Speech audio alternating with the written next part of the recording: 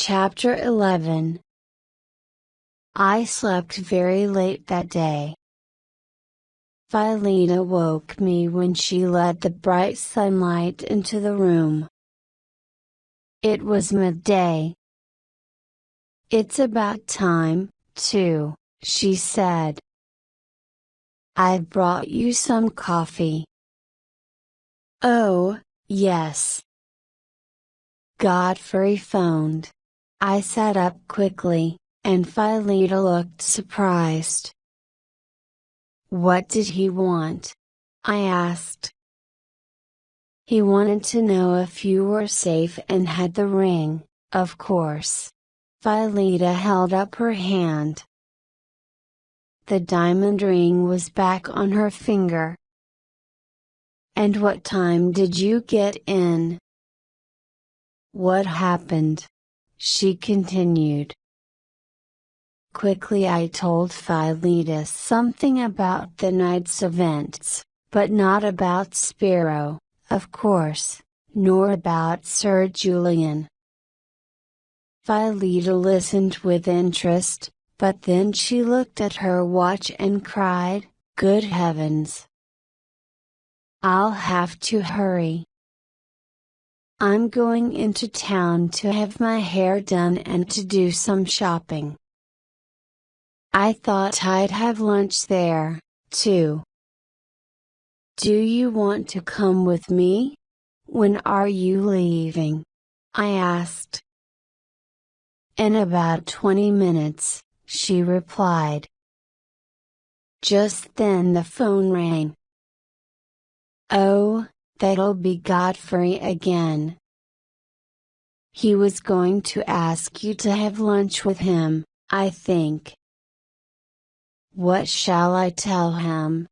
I said. "Say I'm in the bathroom and I can't come to the phone, and tell him that I'm going out with you." "Ask him to call me tonight." "Then you're coming with me?" asked Philida. "Number. I'll just dress today, and go to the beach later," I said. "Okay," replied my sister, and she went to answer the telephone. After an early lunch, I told Miranda that I was going down to the bay, and I went to get my swimming things. I wasn't going there, of course, in case Godfrey saw me, but I was hoping to see Adoni in the garden of the castello to find out if Max and Spiro had got away safely. But when I came out of my room, Miranda was waiting for me.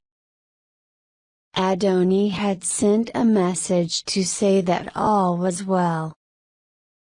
"Did he tell you about the dolphin?" I asked Miranda. "Yes," she replied. "That's all right, then." "Thanks, Miranda," I said, and left the house. I went towards the woods, and when I got there, I left the path and climbed higher. I sat down in the shade and tried to read my book, but I couldn't. From where I sat I couldn't see the castello, but I could see the roof of the Villa Rava. I could also see the Villa Forlì in the distance below me. And then I saw what I had expected to see. Godfrey was coming along the path. He didn't go down to the bay, but he stood there looking out towards the sea. He seemed to be looking for someone on the beach or out at sea.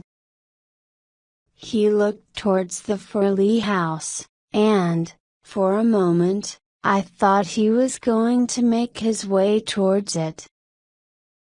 But he turned and went back along the path.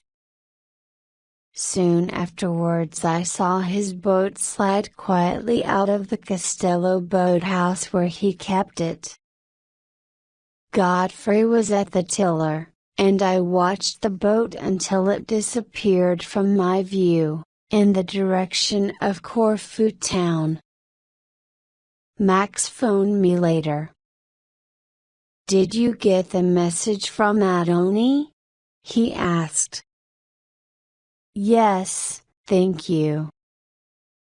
He said that all was well. "How are you getting on?" "Well, I'm afraid the police are not very happy about doing anything. They want proof. They don't seem to believe that Manning tried to kill Spiro. They think it was an accident, and Yanni's death, too," Max explained. "Well, what about the boy?" I asked. "Can you bring him home?" "The hospital says I can, but is it safe?" "I'm seeing the police again tonight, and there's tomorrow." "We can try again then." "I hope to be back at 5:15. That's all right." "Nobody will meet you." "I'll make sure of that." "Good, but take care of yourself." His voice was anxious. "And you," I replied. After I put the phone down, I sat there for some time, looking out at the stars in the evening sky. I felt calm and determined. And when the telephone rang again, I didn't even jump. I picked it up. "Yes?" "Oh, hello, Godfrey." "Yes, it's Lucy."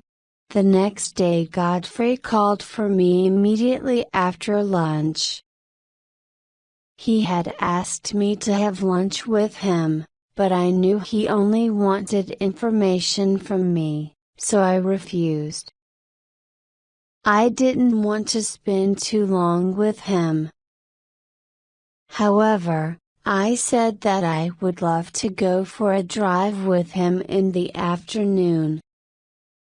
I added that I would like to visit Paleo Castrizza, a famous and beautiful place on the western coast. Godfrey sounded quite happy with this idea. When we left, we saw Maria outside the villa, and Godfrey waved to her and smiled. She smiled back. Had he really tried to kill her son? I found it difficult to believe now, in the light of day. It was a very pretty road. I watched the scenery and talked to Godfrey about anything I could think of. But suddenly, I noticed that we had driven past the sign which said Paleo Castrizza. I told Godfrey this, and he replied, "Oh, yes, I'm sorry. We'll go there one day when I haven't got to be back early." "Have you got to be back early?" I inquired. "Well, yes. I'm afraid I have. I'm going out to dinner with friends tonight," he said. "Where are we going, then?" I said. "To the Achillean. It's a villa which was built for the Empress of Austria." "Oh, that's a wonderful idea," I replied enthusiastically.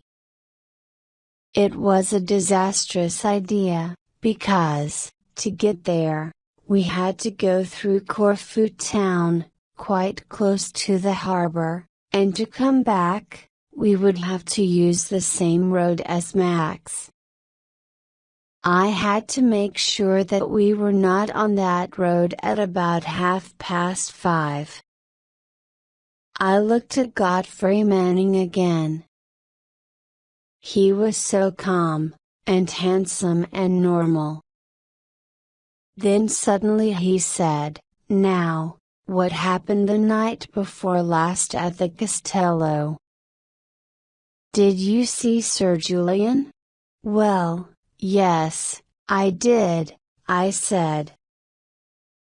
"He was tired," I added. "You mean he was drunk," said Godfrey. "How do you know that?" I asked. "Come on, Lucy. They knew I was with him, didn't they? How could I stop him drinking if he wanted to?" He gave a little smile, but there was something about his mouth that was both cruel and frightening. Suddenly I knew. Of course he was a murderer. I no longer had any doubts. "Well, Mr. Gale isn't very pleased with you," I said. "I suppose not," Godfrey Manning replied. "Where is he today?" "Oh, Athens, I think." "But tell me what happened with you and Sir Julian," I continued quickly. "Nothing, really. The old man needed someone to take him home, and I wanted to talk to him. I wanted to find out what I could about Spiro. Everybody on this island tells the Gales everything, but Spiro's death involves me, too," he said. "And did Sir Julian have any news?" I asked. Number. Did the Gales say anything to you when you were at the Castello? Nothing. Did they say anything about Yanni Zula's? Yanni?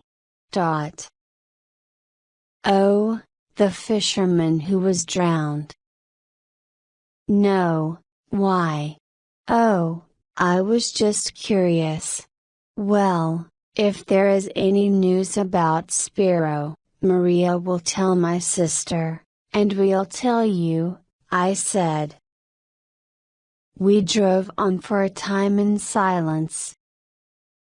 It was obvious that Godfrey wanted to know if anyone suspected that the two deaths were not accidents. Perhaps he still had some business to finish. Well, he learned nothing from me. Soon we arrived at the Achillean. "Well, here we are," said Godfrey, and we stopped outside the palace. I made him look at everything, inside and in the gardens, and from time to time I studied the little guidebook I had brought with me. I had to keep him there as long as I could. But at 4:30 we had seen everything, and Godfrey asked me if I would like to go to Corfu town, where we could get a cup of tea. "Oh, no," I said quickly. "Isn't there anywhere to have tea in the other direction? The coast that way looks so beautiful." We had tea in a little hotel on the beach, and I pretended to be very interested in everything around me. I told him how much I enjoyed watching the boats on the sea, and we stayed there quite a long time. Suddenly Godfrey said, "Oh, look! There's the ferry." "Ferry?" I replied. "What ferry?" with some difficulty. I managed to keep my voice calm and unworried. The boat that goes between Corfu and the mainland, he answered. It'll be in Corfu in about 20 minutes. Well, shall we go? I'd like to go upstairs first, please, I said. The owner of the hotel led me to a bathroom, where I feverishly studied my guidebook. Ah, yes, the place where Menacrates was buried. I would ask Godfrey to take me there. It was on the way back. He did take me there, and it was a wonderful idea because nobody knew where it was. We asked everybody we met, and they all sent us to the wrong place. Godfrey thought I just didn't want to leave him. When we finally found it, it was after 6 o'clock. Would you like to come and have a drink with me before I take you home? Godfrey asked. That would be lovely, I said. Chapter 12. It was quite dark when Godfrey drove me back to the villa for Lee. Val was out, but she had left me a note. She said that Leo was coming to Corfu with the children for 2 weeks, so she had gone to Corfu town to do some shopping. I read the note, and just then Miranda came in and said that Philida had phoned. She had met some friends in town and she was having dinner with them at the Corfu Palace Hotel. Miranda had also heard from Adoni that Max would be late and would not be on the ferry, which arrived at 5:15. Miranda was different, excited and happier. She seemed to want to tell me something. Finally I said, Miranda, what is it? Something's happened. Can you tell me about it? I hoped desperately that Adoni had kept his promise not to tell her about Spiro. She was silent for a moment and then she said, Adoni and we found it together this afternoon. I had some free time, so I went to find Adoni. They said he was swimming in the bay, and I went down to look for him. I saw him coming out of a cave, in the cliff under Mr. Manning's villa. At first he wasn't very pleased to see me, but then he took me into the cave and showed me what he'd found. In the water at the bottom of the cave there were some books. They were in foreign writing and there were pictures. They were covered with little stones, but you could see under the stones. Adoni said they were proof. Miranda's eyes were wide with wonder. Proof of what? I stared at her, my heart beating fast. That all the stories about Saint Spiridion and his magic books are true. Adoni didn't explain, and he said it must be a secret until he has talked to Mr. Max. Clearly, Adoni had invented some magic explanation for Miranda, but the word proof to me meant only one thing. Adoni must have found something to connect Godfrey Manning with the murders. Well, Miranda, I said, that's very exciting news. I think I'll telephone the Castello now and ask Adoni about it. But there's no one there, she said. Sir Julian has gone out to have dinner with a friend, and Adoni has gone to the harbor to meet Mr. Max from the ferry at 11 o'clock. Of course, Adoni would tell Max. But then I remembered that Godfrey Manning was also going out tonight.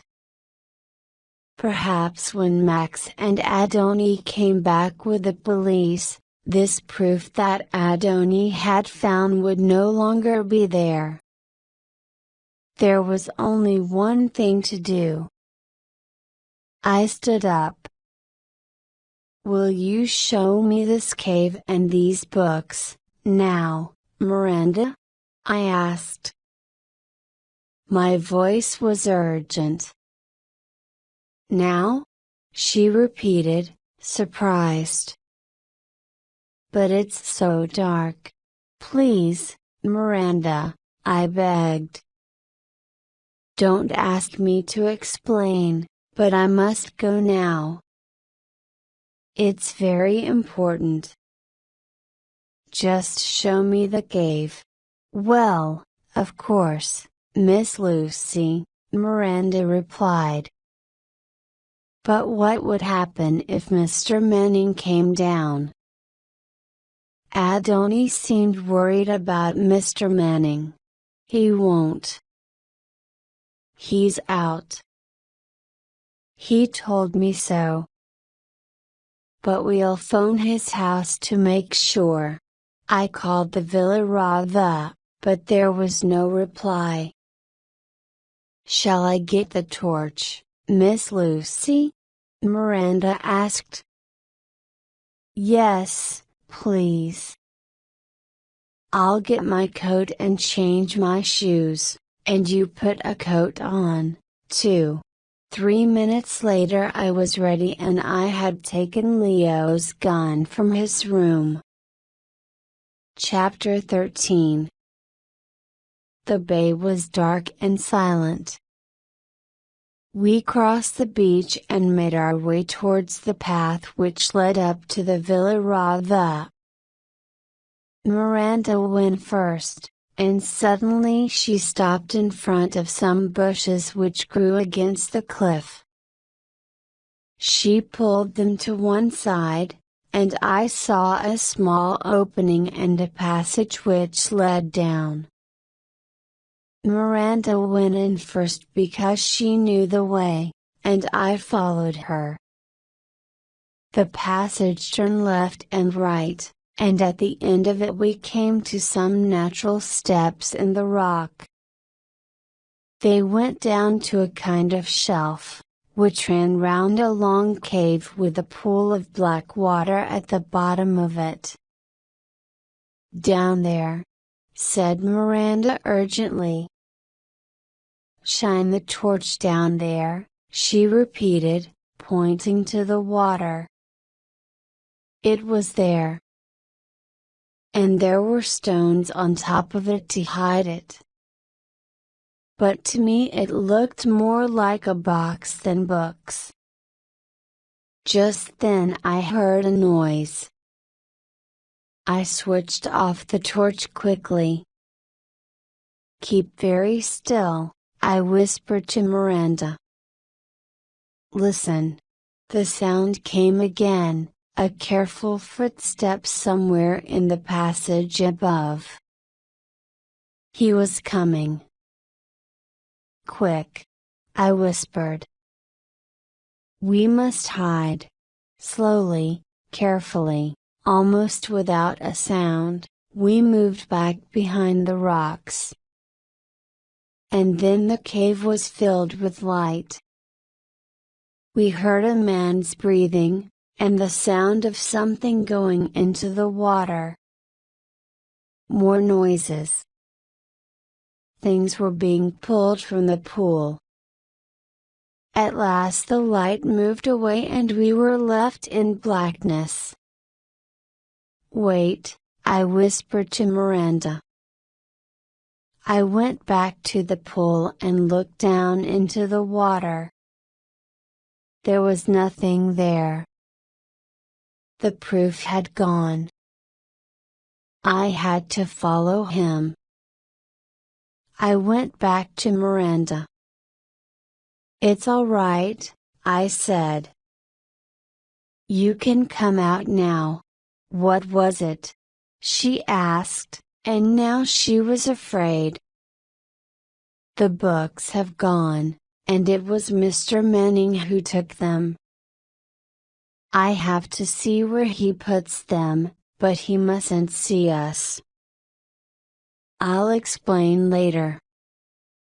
"Do you understand, Miranda? He mustn't see us." "Come on." We made our way slowly back up the steps and along the passage. We kept stopping to listen, in case Manning was still there. But soon we reached the entrance to the cave. We didn't dare to follow the path because we didn't want Manning to see us, so we moved carefully through the bushes. There was no moon, but the sky was full of stars. We stopped just above the boathouse. I thought that the door was open, but I couldn't quite see. But then I heard the sound of a door closing. A dark shadow moved silently across the boathouse wall and then he came quietly up the path. We lay very still, and I saw him quite clearly. "You saw who it was, Miranda?" I whispered. "Of course," she replied. "It was Mr. Manning." "But, Miss Lucy, what is happening?" I started to explain to her. "Look, Miranda, Mr. Max and I think things have been happening. We think that they are connected with Sparrow's accident." Adoni thinks so, too. "It's serious, and it might be dangerous." "Will you help me?" "Yes." "Look. Up there." Miranda was pointing to the top of the cliff. A light had gone on in the Villa Rava. "I wish I could get into that boathouse," I said. "I think Mr. Manning's put the things from the cave in there.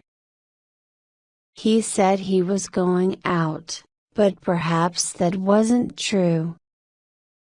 Perhaps he's going out with the boat later. And then it'll be too late. Anyway, the boathouse is locked. I know where the spare key is," said Miranda. Spiro showed me. Just then the lights in the villa went out, and I heard the sound of Godfrey's car. Then I saw its lights disappear into the distance, and it was dark again. I pushed my hand down into the pocket of my coat and felt the hardness of Leo's gun. I didn't want to go near Godfrey Manning's boathouse, but I had to. "Come on," I said to Miranda, and we ran down the path. "When we've got the key," I said, "you must go straight back to the Costello. Then you'll see them as soon as they get home. But try to telephone Adoni first." "Do you know where he could be?" "Yes. There are 2 bars where he sometimes eats." We had reached the boathouse and Miranda ran to find the spare key. She pushed it into my hand. "What shall I tell Adoni?" she asked. "Just say he must come straight back here." Miss Lucy says it's urgent. Then wait for him. Lock the door and don't let anyone else in, except Max or the police. If I'm not back when Adoni comes, tell him everything and say that I'm down here. All right? Yes, Miranda answered immediately. She turned and ran quickly up the path. I looked up at the dark Villa Radha and then, with a trembling hand, I put the key in the lock. The door opened and I went inside. All round the boathouse there was a kind of narrow wooden platform. There was nowhere to hide except on the boat itself. At the back of the boathouse there was a window, and from this I could just see part of the Villa Radha. If Godfrey did come back, I would see the lights and know that he was there. I stepped onto the boat and tried the cabin door. It wasn't locked. I looked through the window to make sure that I was still safe, and then I went into the cabin. I shone my torch round it and then I began my search. I looked everywhere, in every cupboard, corner, and container, under the beds, in the little kitchen. I found nothing. There were 2 doors in the floor, one under the table and one at the front of the boat. I pulled them both open and looked below, but there was nothing. Quickly I ran back to look through the boathouse window at the Villa Radha again. It was still in darkness. I could search for a little longer.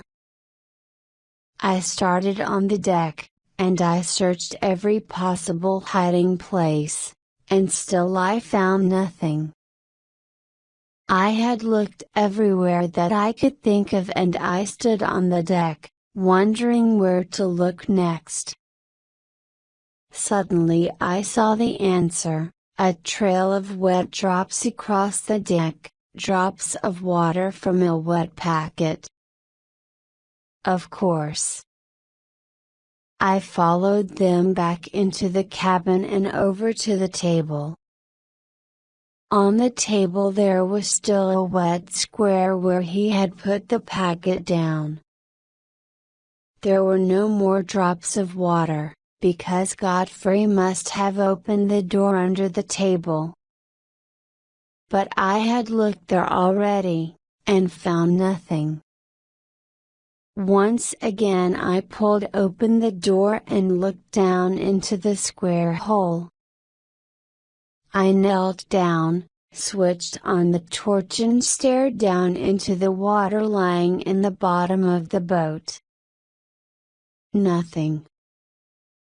I lay down and put my head through the hole, and they were there. They were on a special shelf under the floorboards and just above the water. They were some way back from the opening and you had to lie down to see them. I ran back to the window. The Villa Radha was still in darkness. In 2 minutes I had one of the packets in my hand. It was wrapped in plastic and it was difficult to see what was inside, a picture, some words. Somewhere something banged. I jumped in terror and dropped the torch. I picked it up quickly and swung round to look. There was nothing, only darkness. It must have been the wind, I thought. The door banged again. I'd had enough. Holding the packet carefully, I climbed out of the boat. At that moment I saw movement on the path outside the window. It was only a shadow, but it was him, and he was coming towards the boathouse fast. I had to hide the packet. He'd already murdered one person and tried to kill another because of it.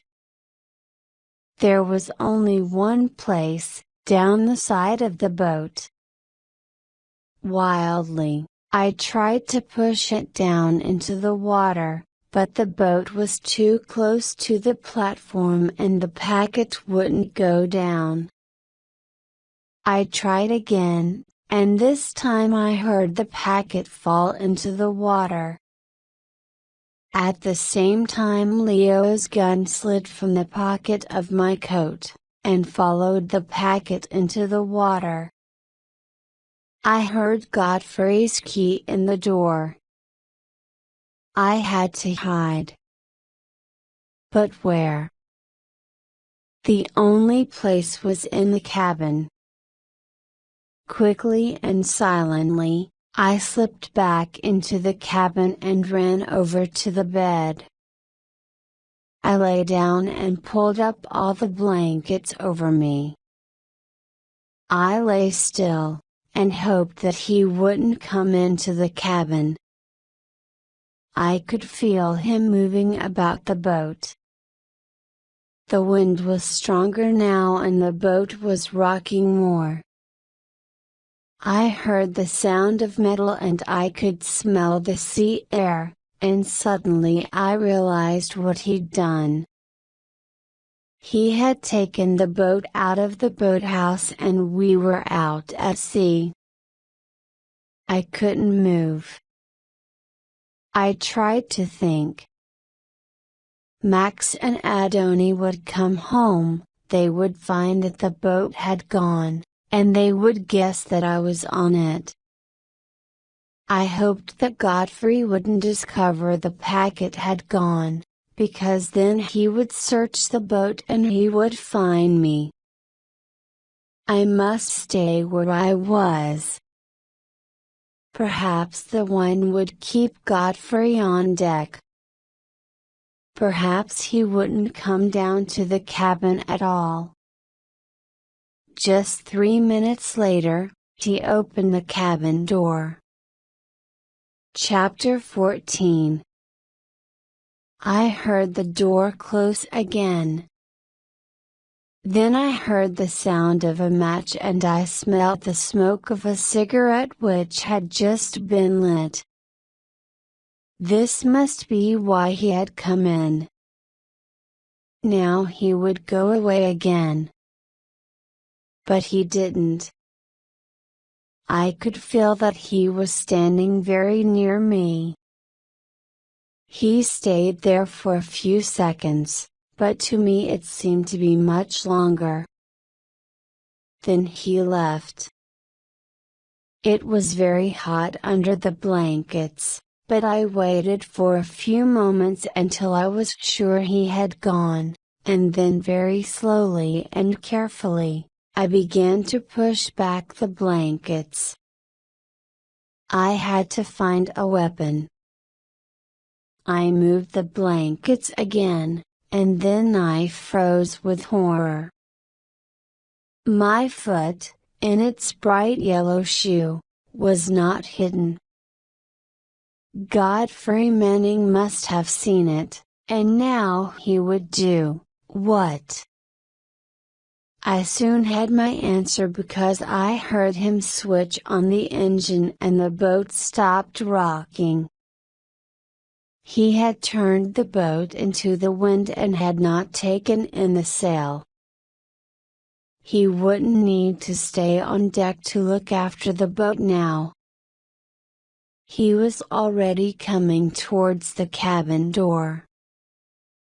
I jumped off the bed, dropped my wet coat and put my dress straight. When Godfrey Manning entered the cabin, I was looking for the matches to light the lamp. I called to him cheerfully over my shoulder. "Hello. I hope you don't mind a stowaway?"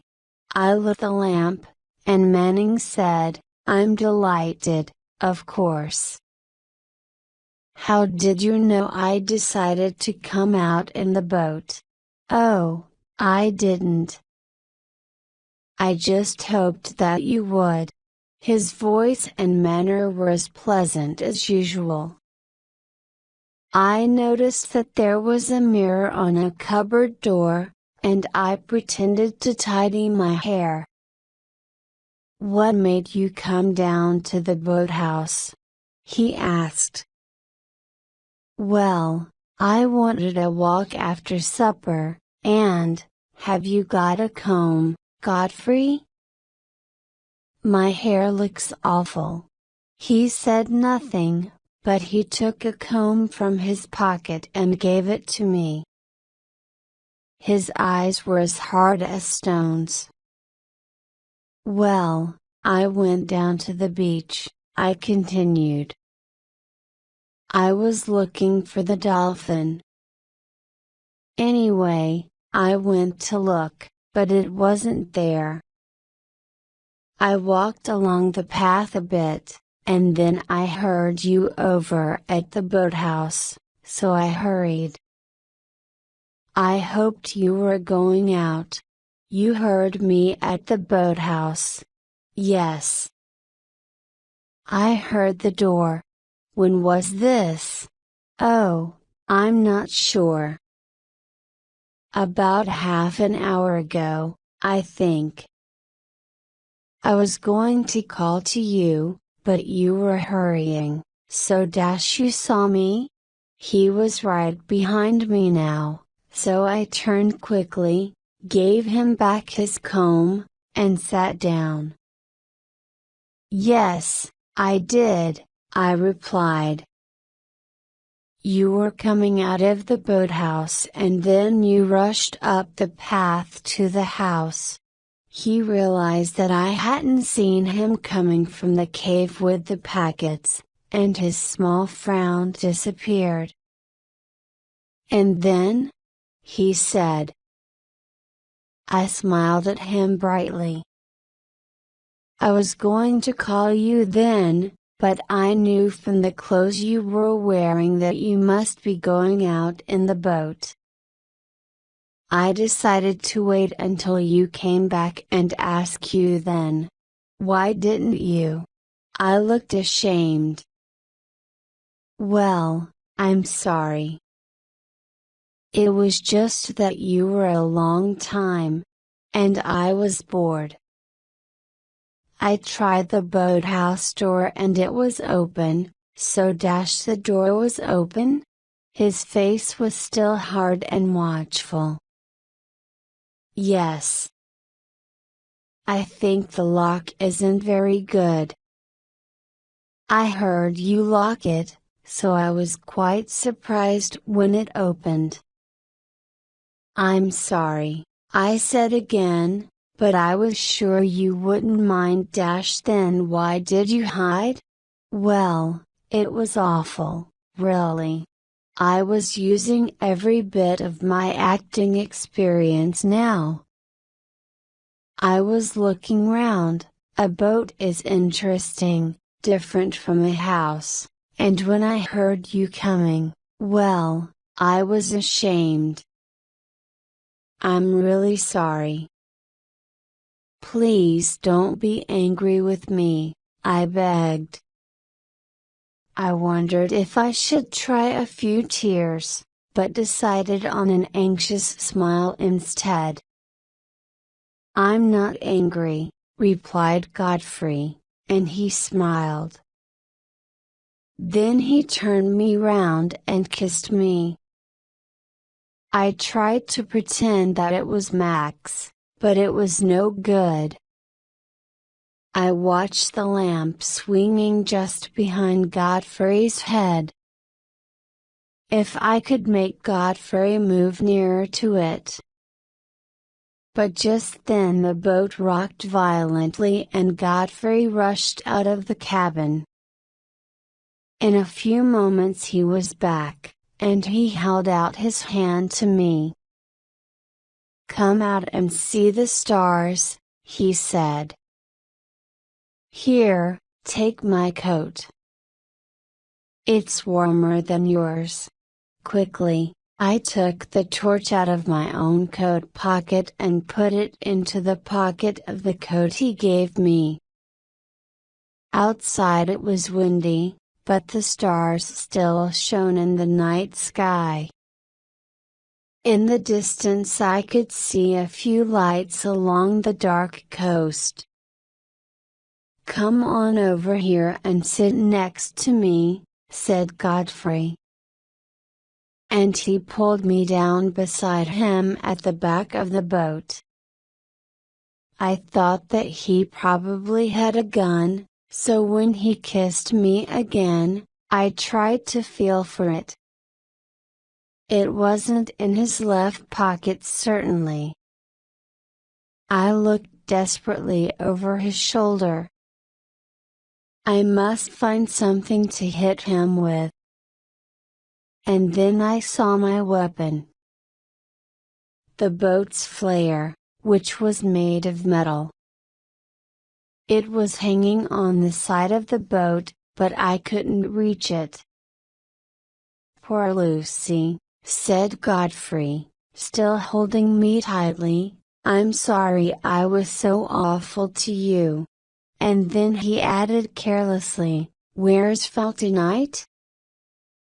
Does she know you're out?" "She's out with friends at the Corfu Palace," I said, "but Miranda was in the house. I told her I was coming out. To the boathouse. Well, number. I didn't know that myself, did I? I had no way of knowing if Godfrey believed my story or not. If he didn't, he would probably kill me. Perhaps I could get him to stop watching me for a moment. Then I could get the flare. "Listen," I said suddenly. "What's the matter with the engine?" He turned his head. "It sounds all right to me. It must be that other boat over there. The wind's carrying the sound this way." I stared out over the black water. There was a light in the distance, but no one would hear me if I called. "Oh! Look at that, Godfrey!" There was a bright green light and a huge fish moved through the water. "Oh, please, Godfrey, let's take a photograph number. Stay here." His arm was like iron. "I want to ask you something." "What?" I said. "Why did you come tonight?" "But I told you do you expect me to believe you? I've kissed women before, and I know you didn't come because you wanted to be with me." "Well," I laughed uncomfortably. "I didn't expect you to go to work on me so fast. I'm sorry. Now I feel stupid. It's my fault. Perhaps you'd better take me home." "No, my dear." His voice was different now. "You're here now, and you're going to stay. You're going all the way." "But, you can't want me," I began. "I don't," he replied. "You came because you wanted to, and now you're staying because I say you have to. Anyway, I haven't got time to take you back. I'm on an urgent trip tonight Godfrey I'm taking a lot of forged money to Albania. It's under the cabin floor. If they catch me, they'll shoot me. Do you understand? But why would you do that? I gasped. If you flood a country with forged money, the value of its own money falls, and then the government falls, too. Trouble like that gives a stronger country the chance to move in. Now do you understand? I did. Everything was now horribly clear. How long have you been doing this? I asked. Oh, for some time. This is the last trip. Then G. Manning will disappear. He added, it's a pity I can't use those photographs of Spiro, though. We'll soon reach the place where I threw him over the side. There was no change in his voice, and he still held me tightly with one arm. The cells banged in the wind and I jumped. Godfrey laughed. Who's paying you? I asked. Well, it isn't Greece, he answered. What would you say if I told you that I was being paid twice? I'd say it was pity that you couldn't be shot twice, I replied. Anyway, who makes the forged money? I added. Oh, someone who used to work for Leo. Leo? I was shocked. I can't believe Dasho, Leo isn't involved in this. He knows nothing about it, but if anything had gone wrong, and they knew the money came from here, Leo would have been the suspect, not me. Clever, eh? And Spiro found out? I don't think so, but there was a chance he'd seen a sample in my wallet. And you killed him, just on a chance. I said fiercely. How do people get to be like you? You're a traitor and a murderer. You don't care how many people of you destroy. Why do you do it? You don't need the money. It isn't for political reasons. Is it because cheap little criminals like you can't get excitement any other way? Exactly that, he replied, but I felt a movement of anger through his body. And now what are you going to do? I asked. Throw me into the sea? When I do, he said, you'll be glad to go. And then he stood up. He swung round towards me and his hands reached for my throat. Wildly I felt for the torch, and found it. The boat gave a violent movement, his foot slipped and his hands missed. I was up against the side of the boat and this time his hands caught my throat. His fingers held it tightly. I pulled my left hand free and hit him in the face with a torch. I didn't hit him very hard, and he still had his hands round my throat, but he had to step back. I kicked the tiller hard with my left foot and the boat turned round with the speed of a bullet. The boom swung towards his head with great force. But he saw it coming. He bent down and caught it on his arm, and the violent movement of the boat threw his body against mine. The boat swung again, and together we slid across the deck. At first I thought that Manning was dead, but then his head moved, and I saw his face, half covered with blood. He was trying to get his gun. I managed to pull down the metal flare and I began to move towards him. I raised the flare. It was too late. The gun was in his hand. He lifted it and fired. I bent down and jumped over the side of the boat into the sea. I was coughing, swallowing salt water and gasping, but I fought the cold, black sea, and finally I surfaced. Everything around me was black, and I went down again. The cold water closed over me, and this brought me back to consciousness.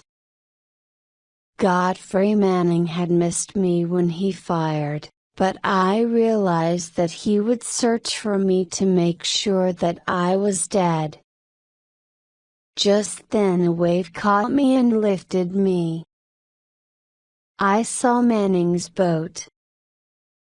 It was going round in circles, searching for me. I knew that Manning would continue to look until he found me. Then, not far away, I saw the light of another boat, the boat we had seen earlier. It was coming nearer to see what the strange light was in its fishing waters. Manning turned his boat away and the sound of its engine was soon lost in the distance. Then I shouted. My cry for help was too weak. There was no reply. Suddenly I realized that I was being carried towards the shores of Corfu. When I jumped from the boat, we were not as near to Albania as when Manning threw Spiro over the side. I remembered that Yanni's body had been carried back to the Villa Rava. Saint Spridian was taking care of me. But 20 minutes later I knew that I couldn't do it. The sea was pulling me down, the waves were driving into my eyes, my mouth. I couldn't breathe, or see. I was drowning. Suddenly, someone very strong seemed to lift me, and half throw me through the waters. Gasping and coughing, I came up out of the blackness, and was thrown forward again.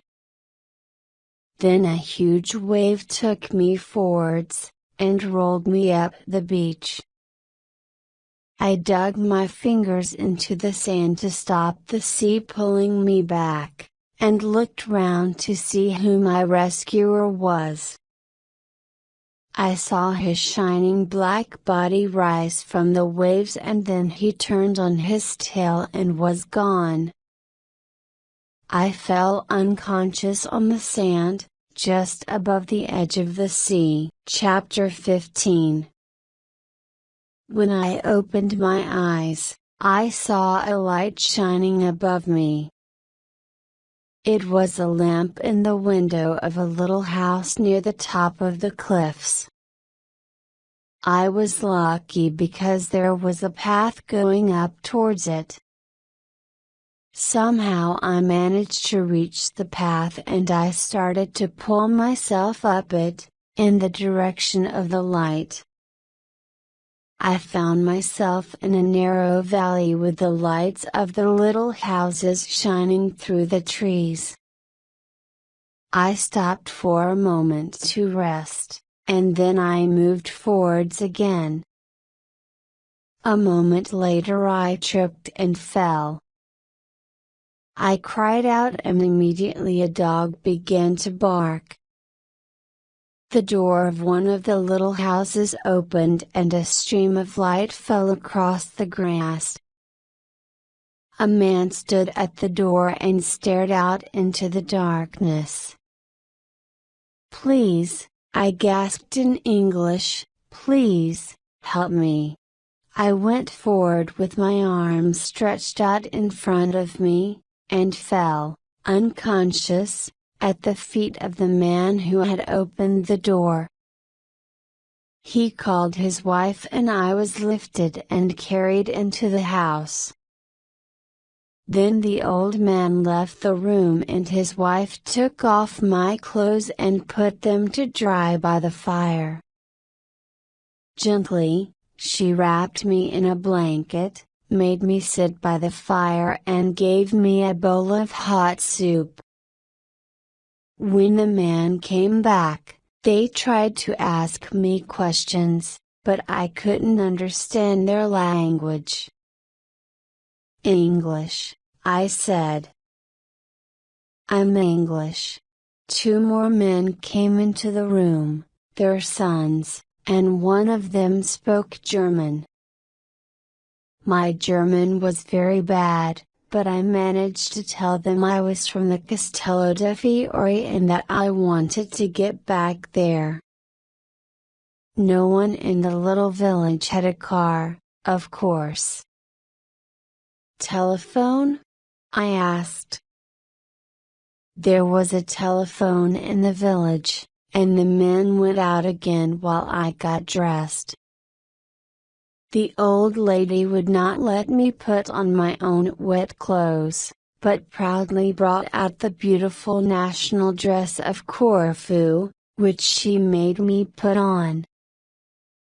There were now 16 men waiting outside to help me. They took me up to the village shop where the telephone was. They woke up the shopkeeper, who was delighted to help. However, when I rang the Castello there was no reply. I hesitated, and then decided to try the Villa Forlì. Violeta answered immediately. "Lucy. Where are you?" "I'm all right, Phil. Don't worry. But please do as I ask. It's very important." "Ring Godfrey. If he answers, tell him I'm not home yet, and ask if I'm with him. Say that you're worried. Please, Violeta. Do it. Don't ask any questions. I must know if he's home. When you've done it, bring me back here." I gave her the number. "However did you get there?" she asked. "Did Godfrey? I'll explain when I get back, but he did leave me to get home alone. I don't like him, Phil. Do you want me to come for you?" she asked. "Perhaps," I said. "But call me back when you've phoned Godfrey." "All right," she said. "I'll call you again in a minute." By now there were 23 men in the village shop, and they were all smiling. One of them spoke to me in German again. "Come," he said. Outside, in front of the shop, there was a motorcycle. A young man was sitting on it proudly. "He comes from the next village," said the man who spoke German. "He's been to visit his uncle. He'll take you home." I felt tears in my eyes. "You're all so kind," I managed to say. "Thank you." It was all I could say in their language, but it seemed to be enough. The air was filled with the warmth of their kindness. Just then the telephone rang, and I ran back to answer it. Lucy? He isn't there. Do you want me to come for you? Violeta asked. No, thanks, Phil. I have a friend who's going to bring me home. But don't say anything to anyone. When we reached the castello, I tried to thank the young man. He replied with a few words which clearly meant that it was a pleasure to help me. Just before he left, I put out my hand and touched his. Your name? I said in Greek. Spiridion, he answered. And the next second he had gone. There was no light in the castello, and the house looked huge in the darkness. But I could see a light coming from the Villa Rava. I moved quietly through the woods, towards the light, and I almost fell over Godfrey's car. It was hidden under the trees. Manning had put the car there so that people would think he had gone out in it. In front of the villa there were two more cars, Max's car and one I didn't recognize. Perhaps it's the police, I thought. I made my way onto the terrace and moved slowly towards the French windows. The curtains were not properly closed, so, from where I was standing, I could see into the room.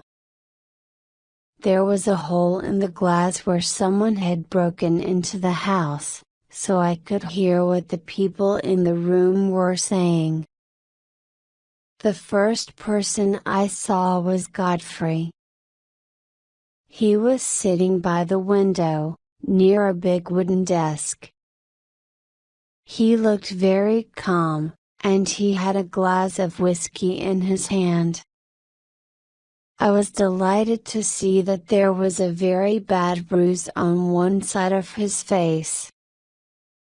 It was covered with dried blood and his mouth seemed to hurt when he drank. At first the room seemed to be full of people. Not far from Godfrey, in the middle of the floor, Max was standing. He was half turned away from me, and I couldn't see his face. Adoni was over by the door. He was facing the windows, but he was looking at Godfrey. Near me, on one side of my window, was Spiro. He was sitting on the edge of a low chair with his broken leg, in plaster, stretched out in front of him. Miranda was sitting on the floor next to him. Also on the floor, by the boy's chair, there was a gun, and his hand was hanging near it. The police must have told him to put it down.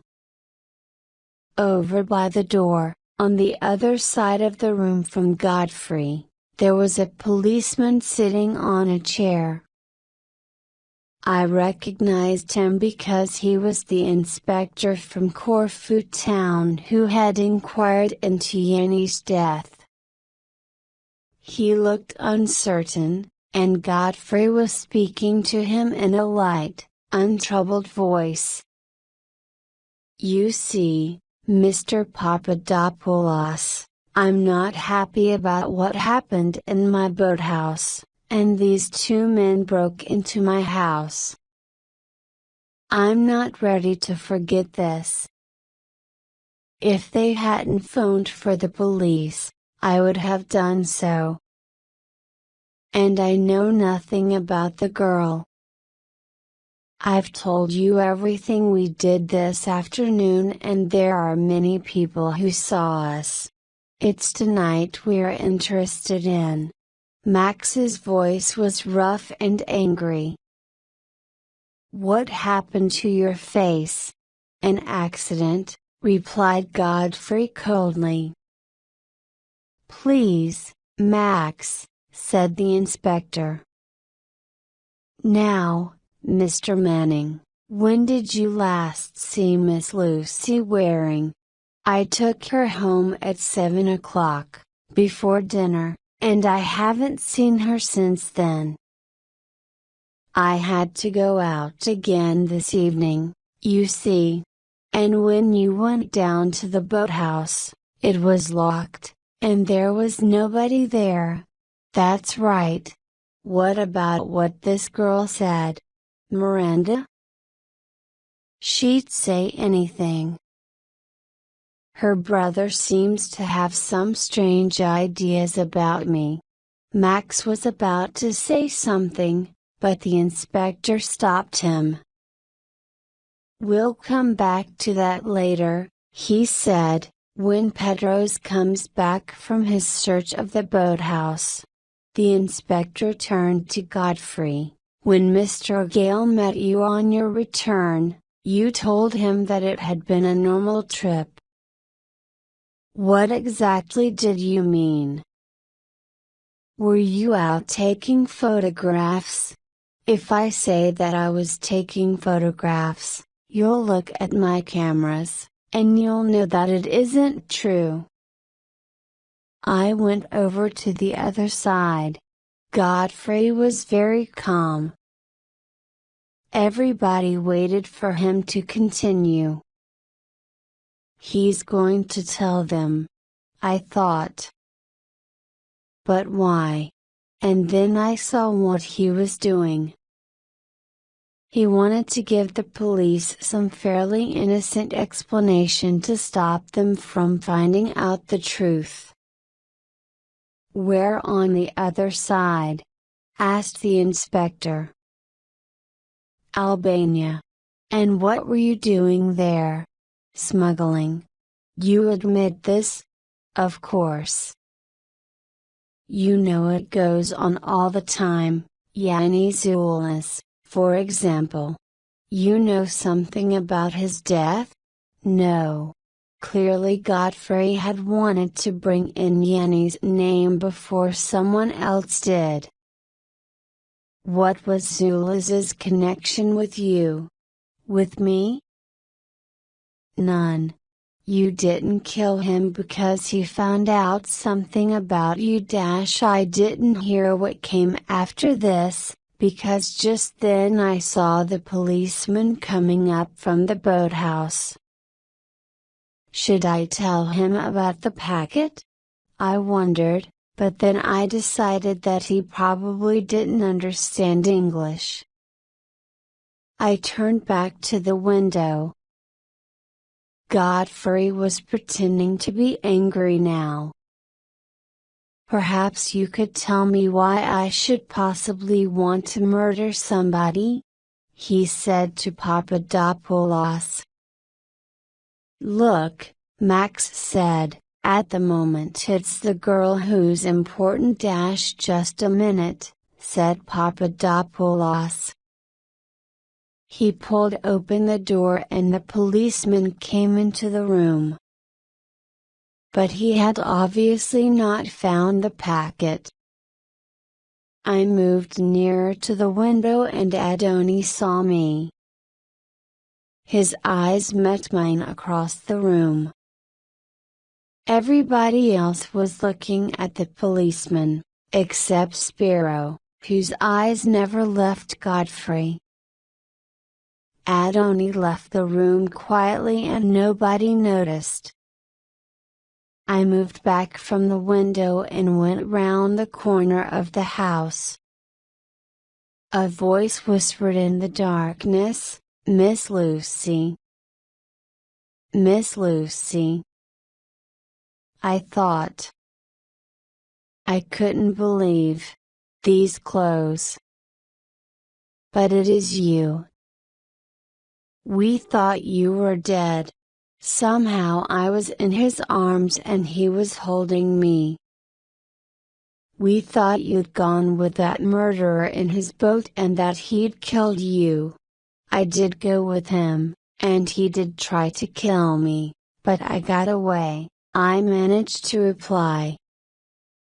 We've got to get him now, Adoni said fiercely. We will, I promised. I know everything now, and he's not only a murderer. He's a traitor and a paid spy, and I can prove it. Come in now, Miss Lucy, and tell the inspector, said Adoni. There's no need to be afraid of Manning. I thought Max was going to kill him. He's been so worried about you. Wait a minute, Adoni. What's happened? These are the Corfu police, aren't they? Didn't anyone come from Athens? I asked. No, replied Adoni. They said we must bring Spiro home, and then see the Corfu police tomorrow morning. They didn't seem to be very interested.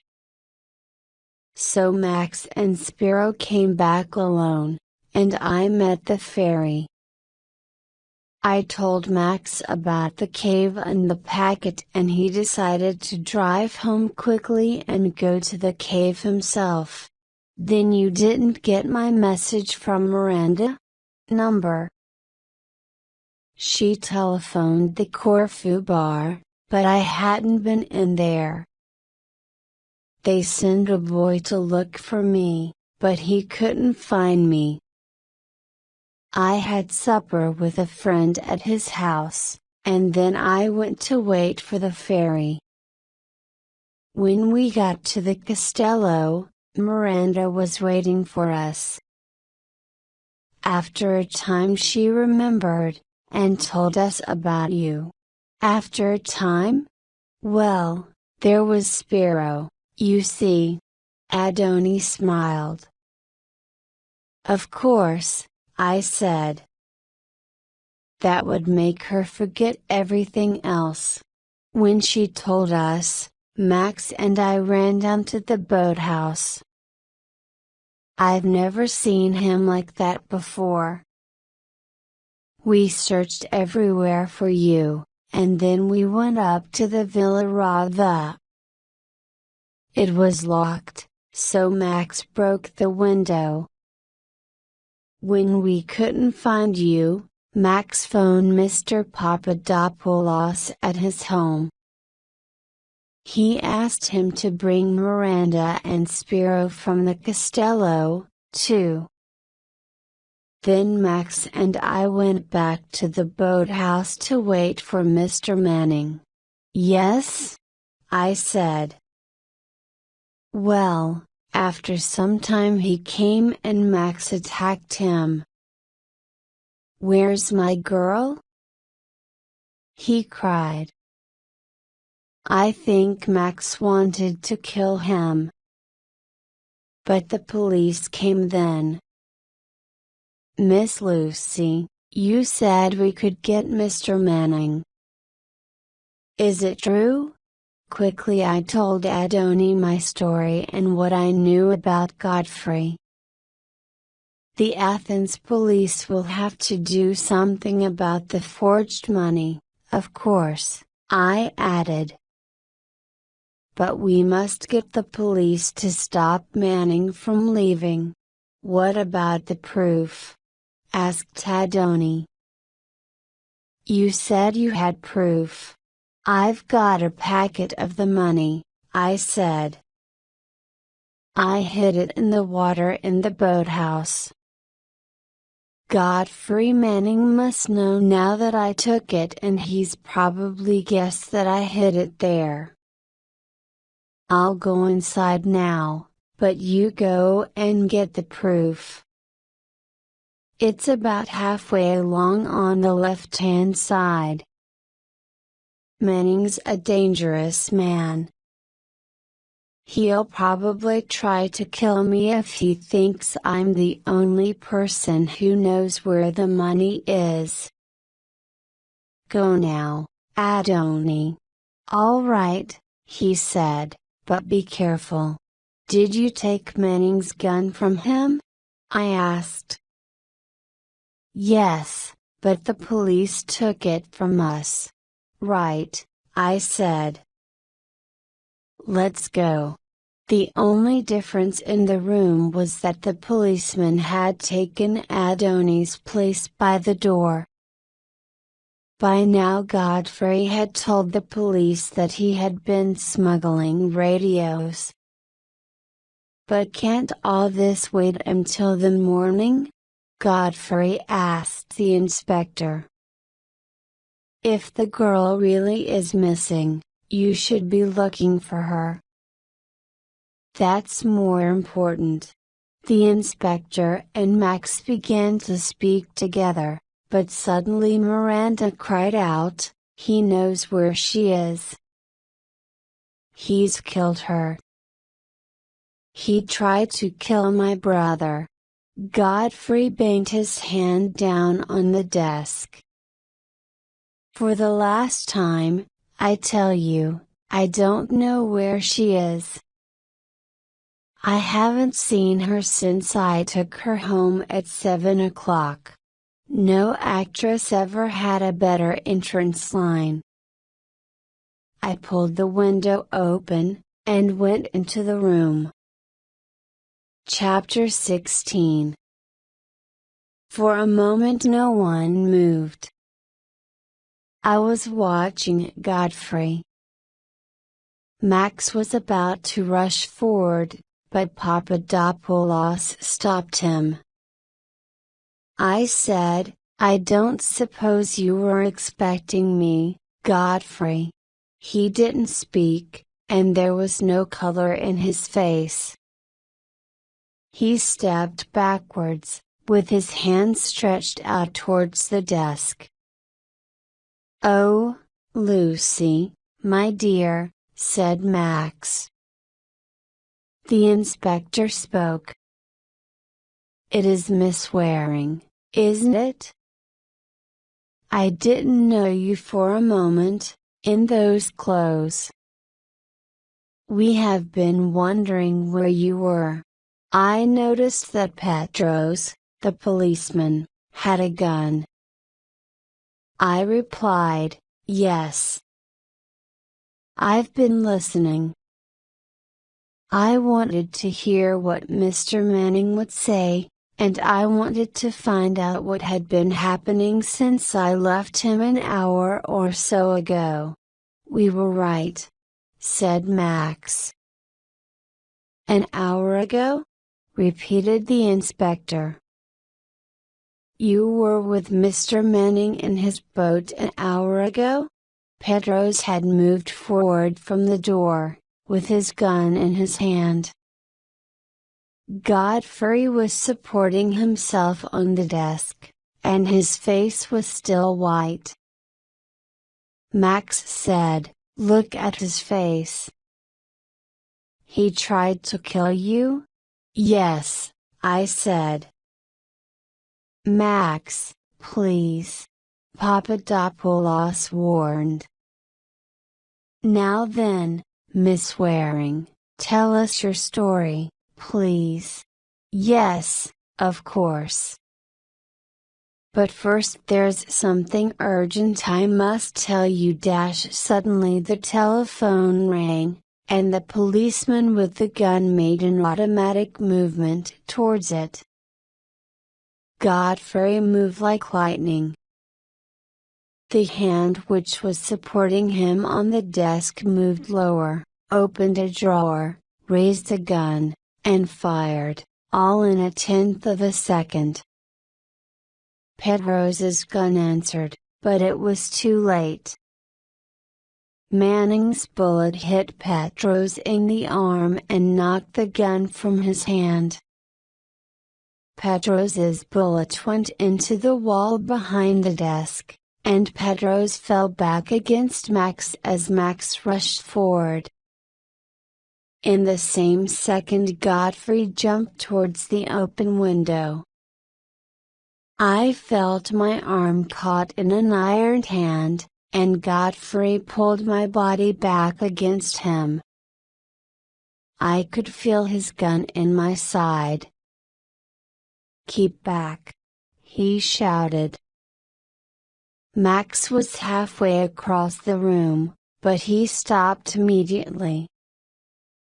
Papadopoulos, who was rising from his chair, stayed where he was. Pedro's was by the wall, blood flowing through the fingers which held his wounded arm. "I'm leaving now," said Manning, "and the girl is going with me. If you try to follow me, I'll kill her." "Oh, number. I'm not taking her with me all the way. She's caused me enough trouble already. You can come down for her when you hear the boat leave, not before. Do you understand?" He pulled me backwards towards the window. Max said desperately, "He won't leave her, Papadopoulos. He'll kill her." Suddenly Godfrey noticed that Adoni wasn't in the room. "Where's the boy?" he said. Just then there was a movement outside, and Godfrey half swung me round. He pointed his gun into the darkness. "Adoni," I thought. "And he's delivering the packet and himself to Manning." The next second I knew I was wrong. There was a sound of glass, of someone pouring out something, and then of singing. "Hello, Manning," said Sir Julian cheerfully. He had a glass of whiskey in one hand and a bottle in the other. "I hope you don't mind. I served myself." The bottle was on the terrace. I saw the light, so I came over. I thought Max might be here. "Why, Lucy, my dear." He came forward, with a silly smile on his face, the smile of someone who had already drunk too much. "Get into the room," ordered Manning. Sir Julian didn't seem to notice that there was anything wrong. I tried to speak and couldn't, and wondered why Max had said nothing. Then his father saw him. "Why, Max?" He paused. "The telephone's ringing," he said. "I wonder who it is." "It can't be me because I'm here. Get inside, you old fool," said Godfrey, and he pulled on my arm. Sir Julian smiled stupidly, raised the bottle, and then threw it, as hard as he could, at the light. He missed, but only just. The bottle caught the side of the lamp, which began to swing wildly, making it very difficult to see properly. I saw the white plaster of Spiro's broken leg. He stretched it out fast and caught Godfrey's legs. Manning fired down and the plaster on the boy's leg flew into 1,000 pieces. With a scream of pain, Spiro rolled over. Miranda threw herself on top of him. I don't know how it happened, but suddenly I was free.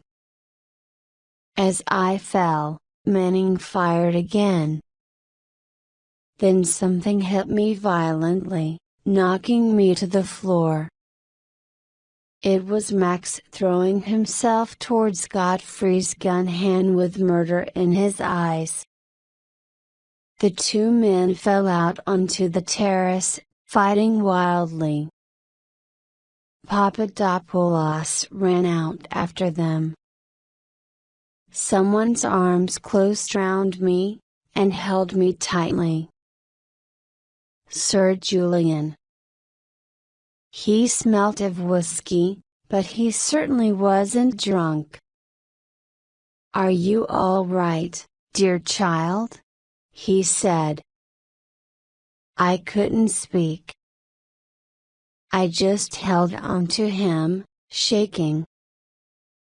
The two men were still fighting like madmen on the terrace. Papadopoulos stood there with his gun ready to fire, but it was impossible to tell which man was Max and which was Godfrey. They were hanging over the side of the low terrace wall now, and Spiro pulled himself across the floor and raised his gun. Sir Julian pushed his hand down. "No. Wait," he said. And then Max hit Godfrey in the face with great force and Godfrey fell back against the wall. For a second the two men were separated. Spiro raised his gun and fired. The bullet hit the stone of the terrace wall, and Max, surprised, hesitated for a second. In that second Godfrey Manning rolled over the wall and dropped down into the bushes below. There was a crashing sound as he threw himself downhill and jumped down onto the path. I rushed to Max, who was lying half over the edge of the terrace wall. "Are you hurt?" I asked. No. But he was already running down the steps from the terrace. We could see Godfrey below, as he thundered down the path, and also Adoni, now coming up from the boathouse with my packet.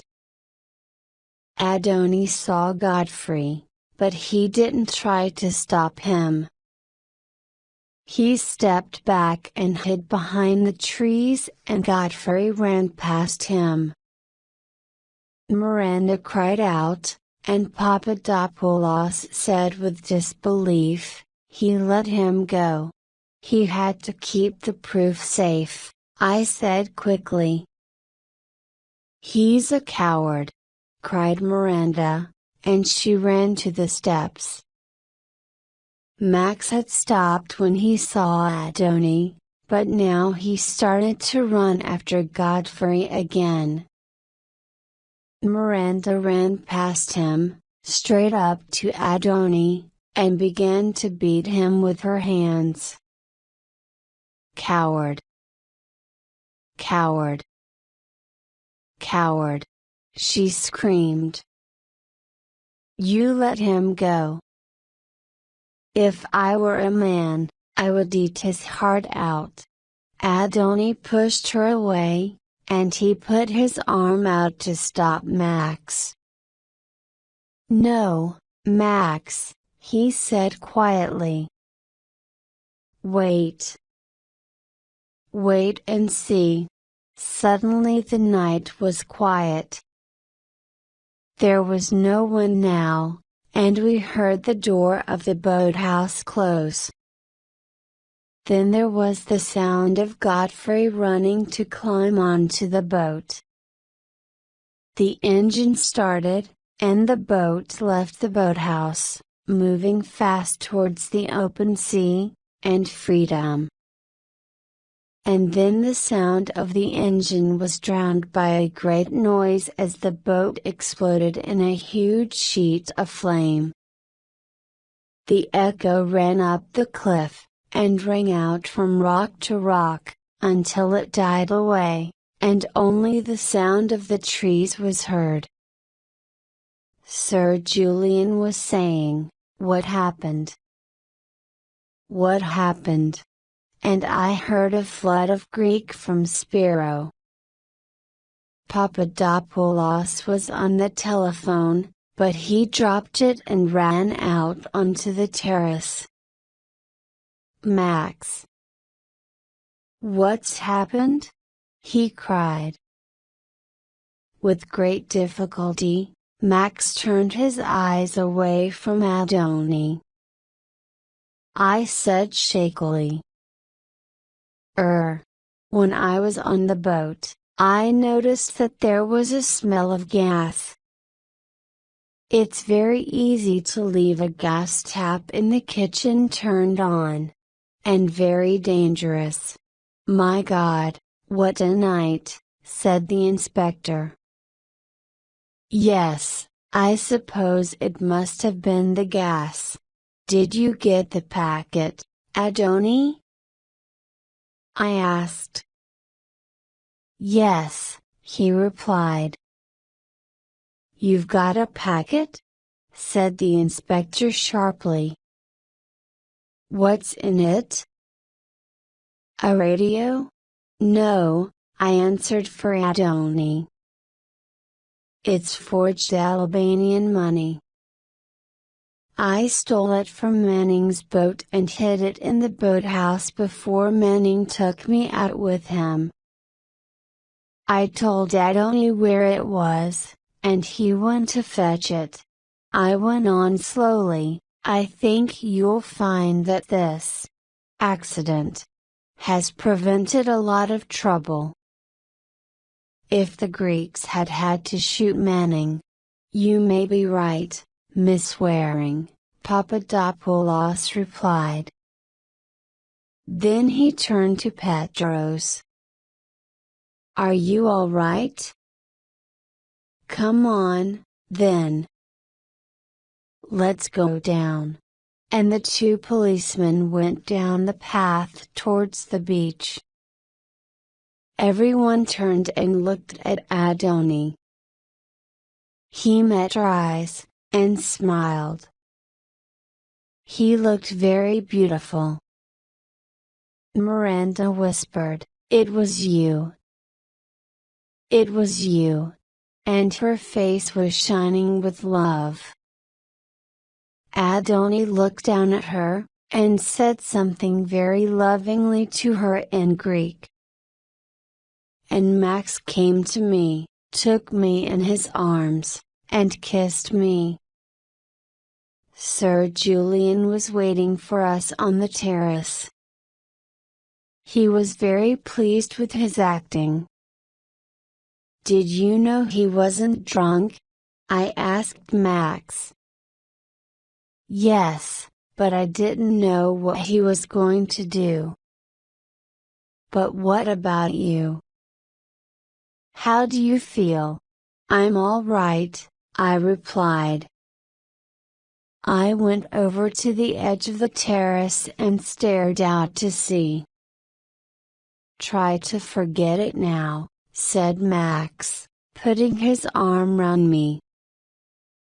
Adoni and Miranda came softly up the terrace steps, heads bent, whispering, and went in through the French windows. "What did Adoni say to Miranda, down there on the path?" I asked Max. Max gave me a quick look, hesitated, then answered, "He said you wanted to eat his heart, my love. I have cooked it for you. Dear God," I said. Sir Julian smiled. "My poor child. You've seen the other face of this magical island tonight, haven't you? A very rough kind of magic for us, a musician, an actor, and an actress. Oh, I don't think you can really call me an actress," I protested. Then what about being a musician's wife? Asked Max. Do you think you could? Said Sir Julian. It would make me very happy. I'm not sure which of you is asking me, I laughed. But the answer to both of you is yes.